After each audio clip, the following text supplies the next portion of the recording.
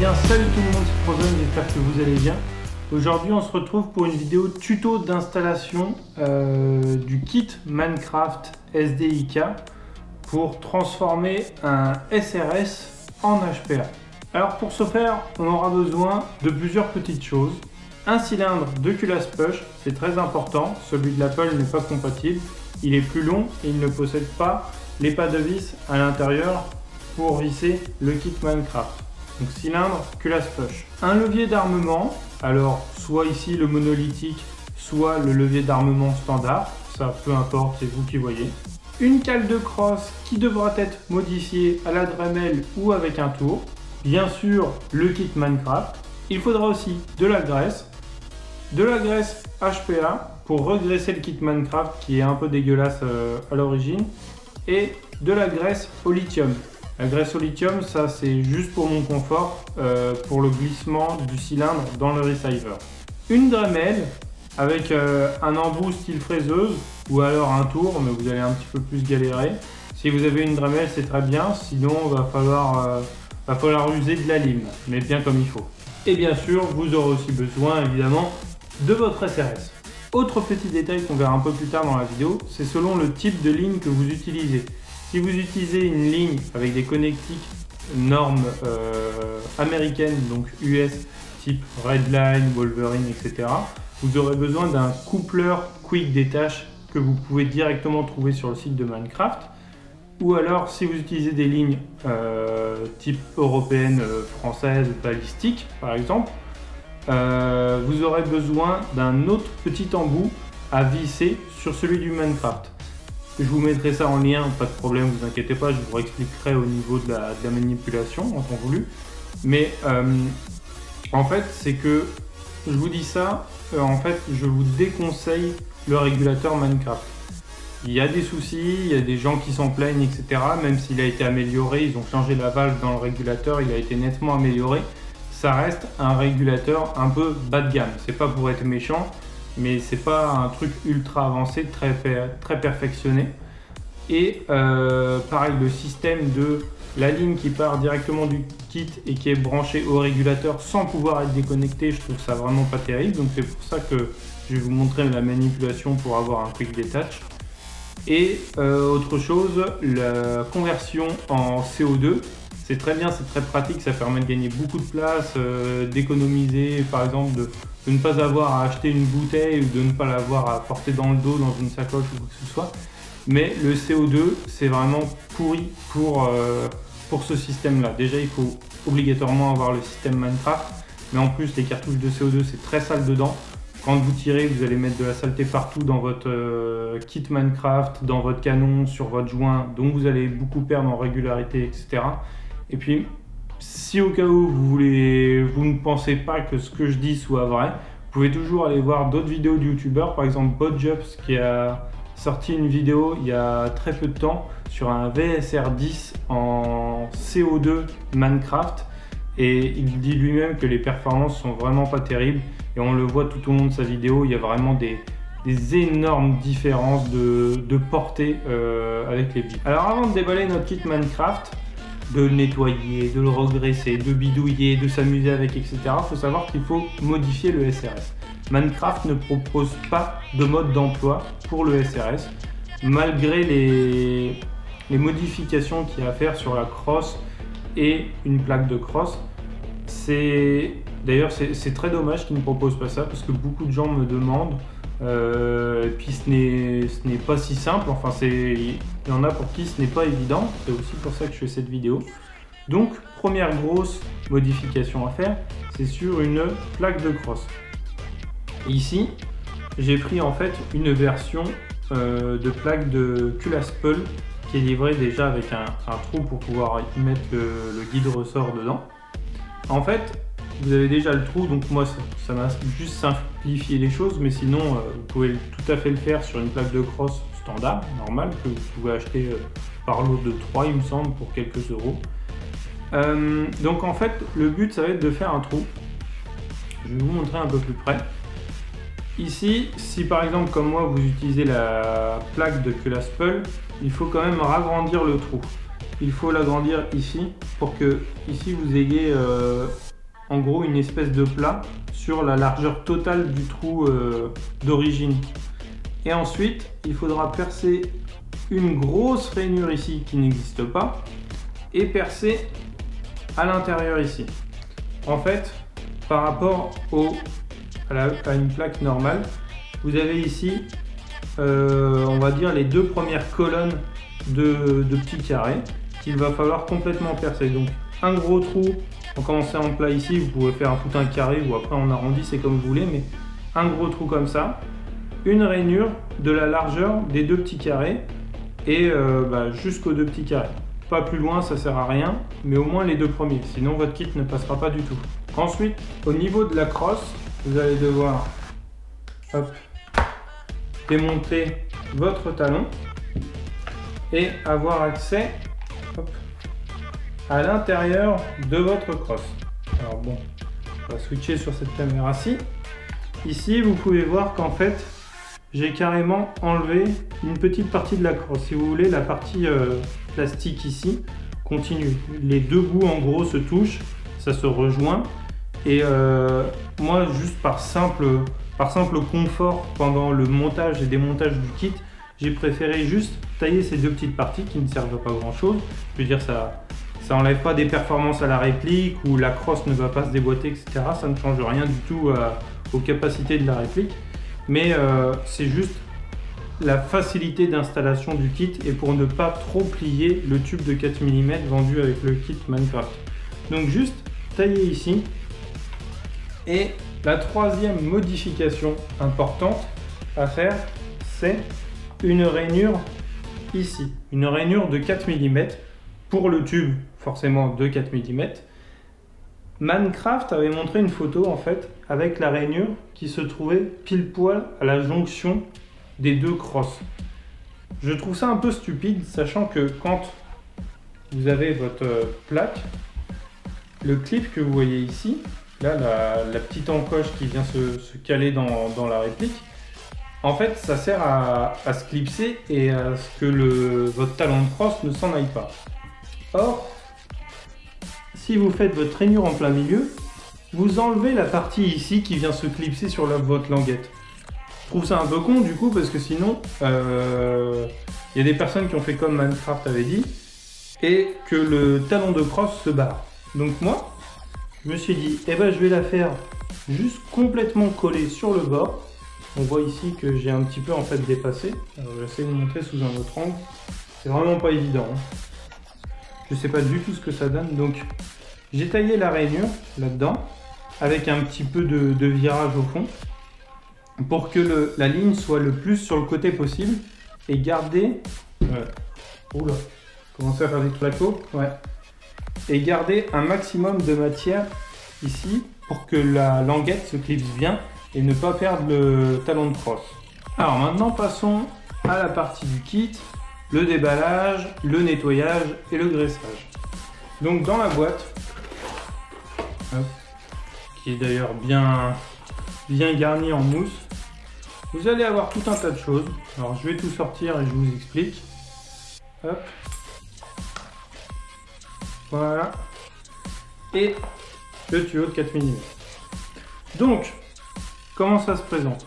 Vous avez ici le cylindre interne Minecraft. Ensuite, le cylindre externe qui vient se visser dans le cylindre de la culasse Push. Vous avez deux ressorts, un plus long et un plus court. Une sorte de barrel spacer pour le cylindre interne qui vient dans le cylindre externe. Et votre tige qui vient vous donner l'air avec le tuyau de 4 mm. Alors déjà vous allez me dire, moi c'est bizarre, il n'est pas comme ça. Effectivement, moi j'ai déjà fait la modification pour avoir mon coupleur Redline. En vrai, dans votre kit, quand vous le recevez, vous avez le tuyau de 4 mm à brancher sur cette partie. Là en fait c'est une visserie. Alors là si je dévisse en fait, vous allez voir le tube est à nu. Quand vous recevrez le kit, il n'y a pas le tube directement. Il faut dévisser ici. Vous mettez cette bague autour de votre tube de 4 mm vous enfoncez le tube sur le trou prévu, vous allez voir c'est très simple, et ensuite vous revissez par-dessus pour pas que le tube s'en aille. C'est quelque chose, je pense que ça vous verrez tous comment faire, il n'y a pas de problème. Et ensuite, j'ai pris une certaine longueur de tube que j'ai recoupé pour y brancher mon coupleur. C'est là où ça devient intéressant. Manncraft vient de sortir, je crois c'est pour 8 ou 10 euros, un coupleur type US Redline en quick détache directement. Donc en fait, ici vous allez avoir la visserie que vous n'aurez pas besoin du tout. Vous achetez le petit kit, vous le mettez à la place au bout du tube et puis c'est bon, ça fonctionne directement. Si par contre vous êtes en ligne balistique, je vous mettrai en lien le nom, enfin je vous mettrai en lien tout court la pièce qu'il faut acheter pour la visserie en bout de tuyau et le coupleur balistique, parce que du coup il vous faut les deux. Alors donc comme je vous l'ai dit, quand il arrive chez vous, le kit est déjà graissé. Mais graissé, ils sont allés pas de main morte. En fait, on a plutôt l'impression qu'ils ont pris un pot de graisse ou d'huile, qu'ils ont plongé tout le kit dedans. Les machins, c'est vraiment dégueulasse, il y en a partout. Dès que vous tirez, vous avez une flopée de graisse qui part dans votre canon.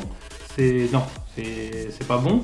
Donc vous allez tout me nettoyer au sopalin, au papier, comme vous voulez. Pas la peine d'utiliser non plus du dégraissant, juste vous m'essuyez toute la graisse qu'il y a avec du sopalin. Puis ça ira très bien. Ensuite, la première chose à faire, prenez ici votre barrel spacer. Barrel spacer, comme vous pouvez le voir, d'un côté, vous avez un effet de biseau, un petit peu poncé vers l'intérieur, et de l'autre côté, il est complètement droit. Là, l'angle est à 90 degrés. Vous prenez le côté qui est arrondi et vous le mettez vers l'intérieur du cylindre. Hop. Comme ceci. Vous le laissez à l'entrée, un petit peu au niveau des pattes vis. Vous le laissez juste là. Encore une fois, là, l'angle 90 degrés et le bord arrondi à l'intérieur. Vous prenez votre levier d'armement et vous vissez sur le cylindre. Hop. Du coup, en le vissant, ça va positionner parfaitement le barrel spacer à l'intérieur contre votre levier d'armement vissé. Comme ça, il n'y a pas de jeu, il n'y a rien du tout, ça ne va pas vous faire du bruit désagréable. Là, c'est parfaitement calé, on n'y touche pas. Maintenant, vous prenez le cylindre externe Manncraft. Celui, il y a la petite phrase bien sympathique, mais qui ne sert à rien, puisque quand vous l'aurez mis dedans, hop, voilà, et que vous l'aurez vissé, eh bien on ne voit plus du tout l'écriture. Donc c'est un petit peu la modification qui a ajouté du style qui ne sert en fait absolument à rien du tout. Maintenant que vous avez fait votre petit assemblage, on va prendre notre graisse pour HPA ou graisse siliconée selon vos préférences. On va en prendre un tout petit peu et on va en mettre sur le bout du cylindre interne. Alors, pas besoin d'en mettre une couche trop importante. Hop. Voilà, vous pouvez en mettre aussi sur la petite bague extérieure ici.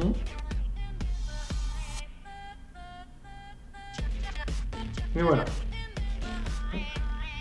Et vous rentrez ça dans vos deux cylindres jusqu'à la butée. Pour les ressorts, Manncraft en livre 2, un plus long ou un plus court.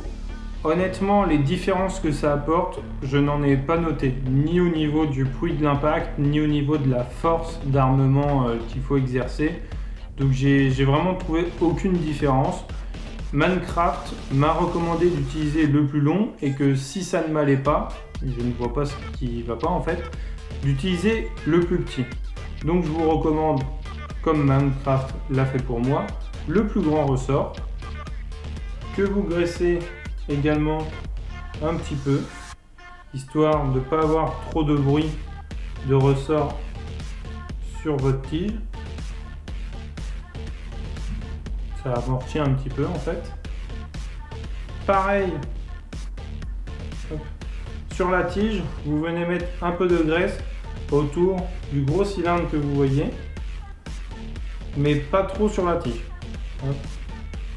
Vous en mettez là, c'est pareil, c'est pour réduire les bruits de tremblement du ressort. En gros, sur ce qu'on peut appeler une sorte de guide ressort. Vous mettez votre ressort comme ceci. J'essuie un petit peu les doigts pour pas en mettre partout. Et vous rentrez la tige dans le tout petit trou qu'il devrait y avoir au milieu du cylindre. Désolé de ne pas pouvoir vous montrer ça à la vidéo. C'est un peu compliqué à faire rentrer. Vous mettez le ressort dedans. Et voilà, c'est bon. La dernière petite chose que je vous avais dit, pour mon propre confort, de la graisse au lithium sur le cylindre de la culasse Pull pour qu'en fait ça glisse parfaitement bien dans le receiver, pour pas que ça frotte, pour pas que ça raye le cylindre. Puis c'est juste vraiment plus fluide et plus agréable. Par contre, la graisse au lithium, ça, vous pouvez en mettre. Donc pas trop non plus, on veut pas une inondation. Voilà, l'essentiel, hop, c'est qu'il y ait une petite couche sur tout le cylindre et le reste de vos doigts, vous pouvez l'étaler. Hop, vous pouvez l'étaler sur le bord ici. En fait, c'est la partie qui vient s'agripper au piston cire. C'est toujours bien que les parties en contact, en frottement, etc. soient légèrement graissées. Vous vous essuyez les doigts et normalement vous êtes bon pour rentrer ça dans votre réplique. Vous pouvez également noter une petite retouche perso que j'ai effectuée sur le kit Minecraft. J'ai collé en fait à la glu un petit joint torique ici qui sera en contact avec la cale de crosse pour pas que le kit soit complètement collé et qu'au cas où il y ait des vibrations, ça fasse un vieux bruit tout pourri. Et ça, c'est vraiment juste du petit détail. Une fois que vous avez fini toutes ces étapes, vous reprenez votre SRS et on va y incorporer nos cylindres et kit Minecraft.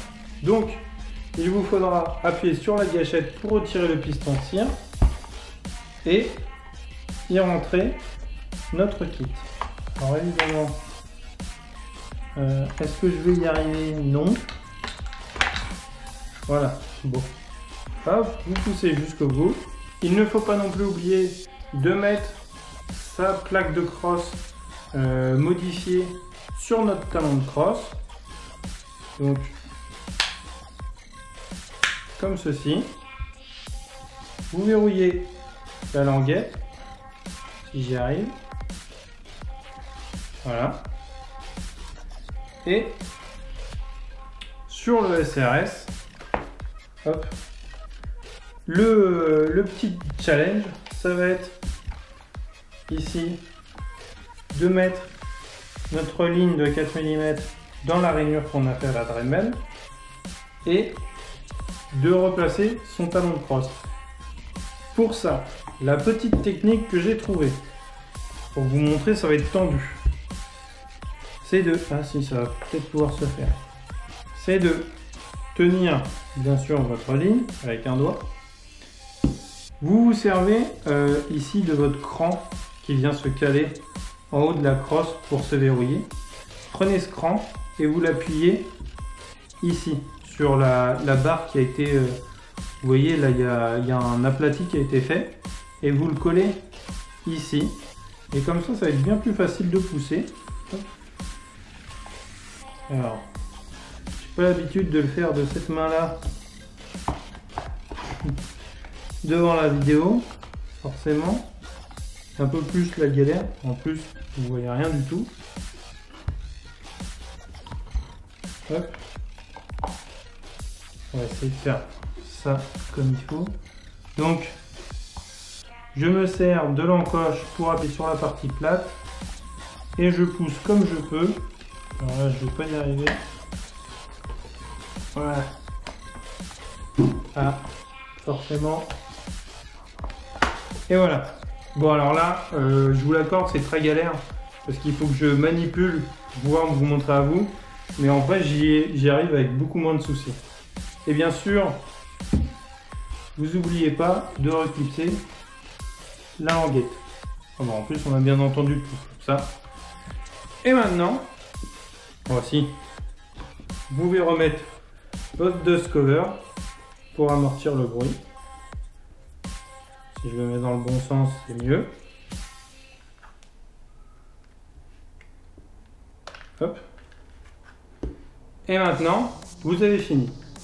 Si par hasard, quand vous armez, vous avez un souci au niveau là, du piston cire, si pour vous ça bloque trop pour pouvoir armer vraiment le système, vous prenez la clé Allen vendue avec le SRS et vous faites quelques petits tours de pré-contrainte.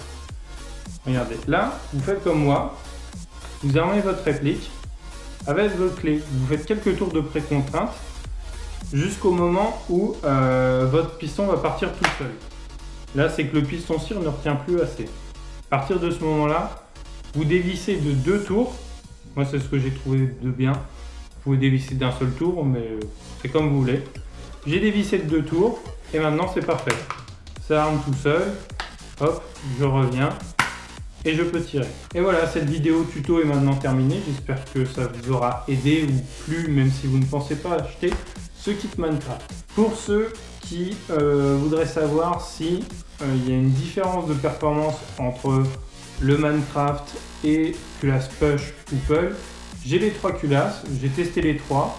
Honnêtement, je n'ai vu aucun gain significatif. Je veux dire, j'ai pas vu, tiens, d'un coup, j'ai gagné 5 mètres de portée ou alors mon groupement est bien meilleur. Non.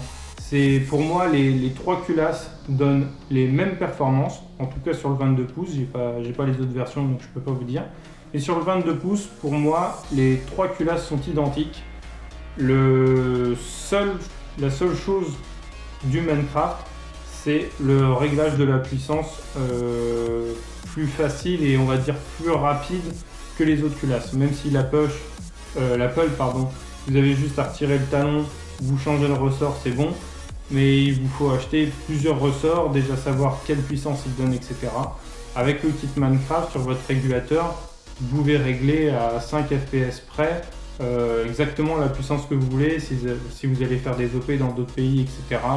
Si d'un coup un terrain il vous autorise à 460 fps en France, que d'autres ils sont plus entre 430, 450 pour pas se blesser, etc. Vous pouvez régler. Et sinon, oui, il y a un petit peu la facilité d'armement, mais comme je n'ai vraiment aucun problème, par exemple avec la push, pour moi c'est pas un point qui mérite de faire acheter ce kit Minecraft. Allez, c'est tout pour aujourd'hui, c'était Frozen, je vous dis ciao ciao, à la prochaine.